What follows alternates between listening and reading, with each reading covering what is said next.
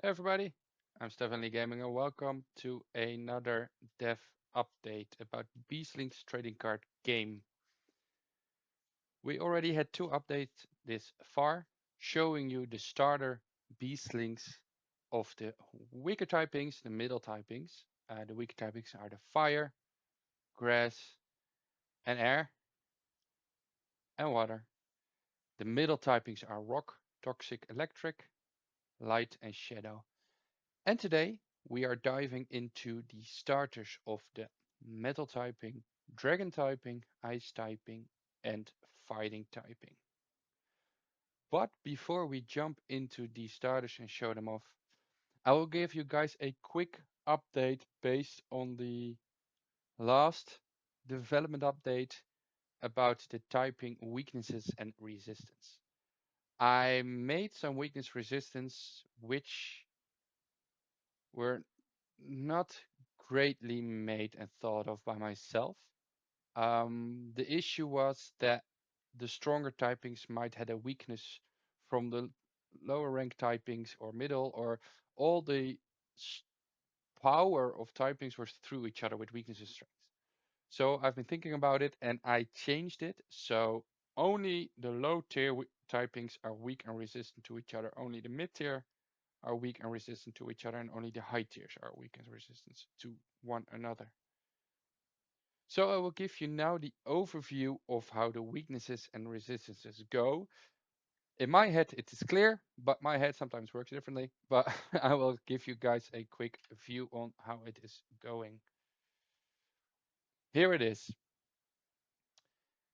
What we can see as followed is when we look at fire, and we have fire here because it's a circle. Fire is weak to water, but water is resistant to fire. Get it? Water is weak to grass, but grass is resistant to water.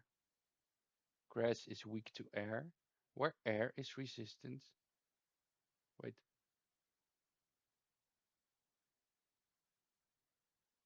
I think I make a bit mess up. Grass is weak to air, but grass is resistant to water. Air is resistant to grass, but air is weak against fire, where fire is resistant to air, but fire is weak to water. Water resistant to fire, but weak to grass. Grass resistance to water, weak to air, etc. For the middle stage, that means that light is weak to toxic, but light is resistant to shadow, where toxic is weak to electric, it is resistant to light. Electric in that case is resistant to toxic, but it is weak to rock, where rock is resistant for electric, rock is weakened by shadow, and shadow is resisting rock, but it's weak by light. And in the last, well, you know how it works. Metal is weak to fighting, but metal resists ice. Fighting resists metal, but is weak to dragon. Dragon resists fighting, but is weak to ice. And ice resists dragon, but is weak to metal. So we have a circular going on with the typings and how they are weak to one another and resisting to one another. I thought it's a bit more nice in a way to build your deck around it. Once you start building a deck, for example, you are building a toxic deck, you know you are weak to electric, you know that you should build also some rock, for example. Just thinking out loud. The game is not that far in development yet to really understand how to build a deck. I do sort of have an idea on how many cards of one another you should put in a deck, but that's something we will jump into the end of the episode. Not the number of cards, but just how does the battlefield look and what kind of cards will be in the game ish, as there can be, still be some changes, and how do they lay out, etc. And maybe a little bit of a first explanation of gameplay. But we now know how the typings are looking, resistance, weakness. I don't think I will do anything with this much yet. The only difference will be maybe the amount of weakness and resistance, its power and HP of cards might change over time before the game comes out, of course. Still have to fine tune and iterate everything, but so far we are building. I have already made up until 75 Beastling cards out of 199, so it's still a way to go. But I really wanted to get this episode out first, so I focused on the type changes, the weakness and resistances, as well as laying out a gameplay. But before we do that, we are finally jumping into the next starter Beastlings. Um, we will start with the Beastling metal typing. Metal, as we just saw, is weak to fighting, but it does resist ice typing. And our starter will be Cocklet. It is a tiny living gear which is spinning rapidly and tries to move afloat in that kind of way. Cocklet has an HP of 90, so it has a high defensive value, but as you can see, the attacks are a bit weaker, just to balance things out. It has a rarity of 5 and has a weakness of 10 for fighting, but resists by 10 for ice. Again, this is a three-stage evolution. This is the first. There are two more evolutions after this. I'm not showing any evolutions of yet in this game and these updates, but next update video, I will show you a bit more in game. There is still a lot to work on, also polishing and making things look nice, etc. But just the gameplay itself, how it works, a bit of an album, how you can gather cards, open some packs. We will go through that in the next update just to show you a bit more. But there might be then some reveals of some evolution change because I want to make that episode in a way like we are pack opening a little bit.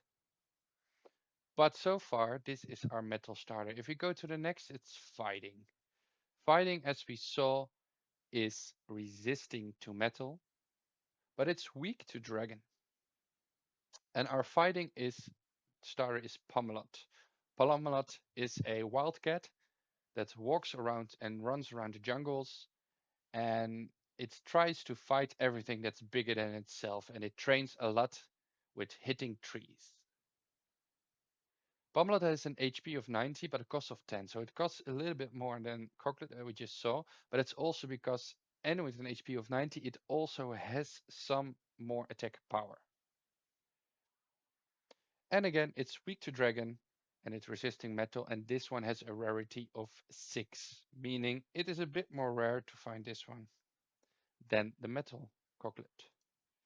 Then we go to ice typing. And for ice typing, I thought what's better than sort of go to a snow, fox, lynx kind of animal. And here it is, Frostra.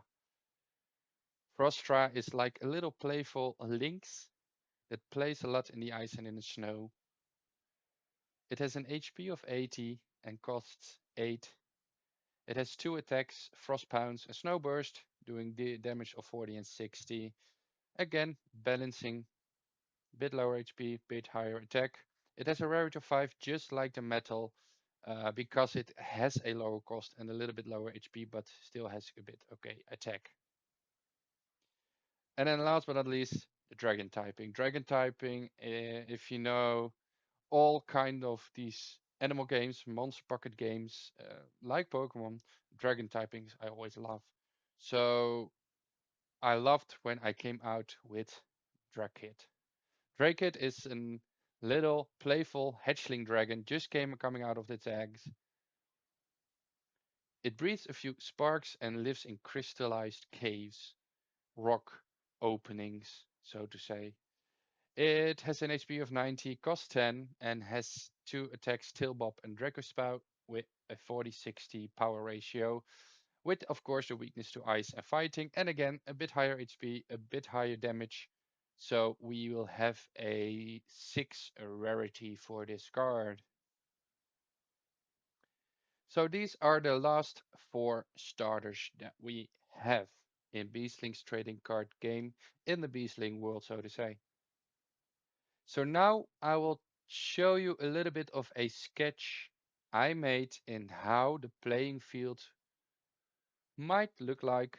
Maybe there will be some changes, of course, but that's something in later updates when we show a little bit of gameplay, etc. Because without the gameplay, I don't know, of course, if this is the right way to build up a playing field. But this is what a playing field should look like. We have two players. This is mostly your side when you are playing from out the game.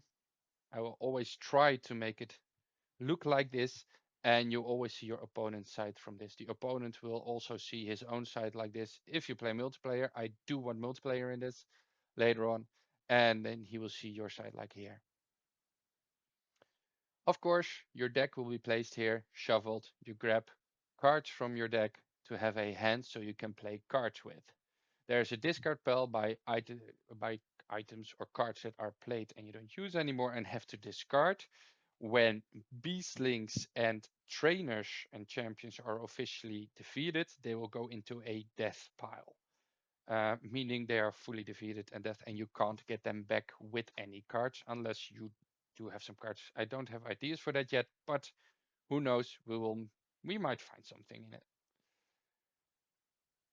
Next to the deck, you always place your champion card. Every deck has one champion based on either typing or a neutral champion that has a boost to general things, gameplay things like costs or boosting other trainers or other typings. When it's a type specific champion, it has a boost for a specific typing. For example, I love to play dragon. You have a dragon champion with a dragon starter.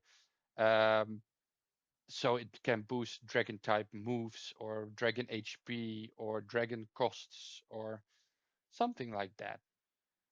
You always start with your champion. When your champion gets defeated, you're game over. You lost. Underneath the champion, you can see a champion party. That meaning that all the beastlings for the champion will be played underneath. So it's his own party. When they have to fight, they can choose beastlings from their party to fight in the wild area. Trainers are kind of the same as champions, but not game losing specific rules. They just help getting more beastlings. Every champion and trainer will have a limited party. Some have more boosts but have only a capability of two or three beastlings in their party, where others have maybe a lower boost but can handle more beastlings in their party. Something like that.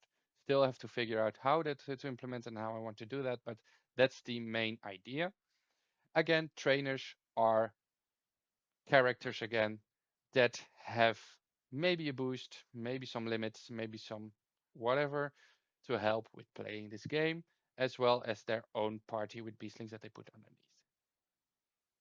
Then here on the right, we see a play area XP tokens and stockpile for XP tokens. The stockpile is just unusable tokens you can't use. Play area, when you get a token via cards, via gameplay, you can put it here. And from here, from the play area of the XP tokens, you can use the tokens to play in the game and then put them back in the stockpile after usage. XP tokens, I'm still thinking on how to handle it. Maybe we do lock evolutions or certain high quality items or something behind a certain XP token payment. You need to reach a certain XP level or XP tokens with a certain beastling to unlock its evolution or to be able to evolve or something like that. I'm still working something like that out to not make it too easy to evolve and get early game overpowered, but it is the main idea. And here we have the cost tokens and the play area for cost tokens. Works in the same way. You have a stockpile where just the general tokens are laying.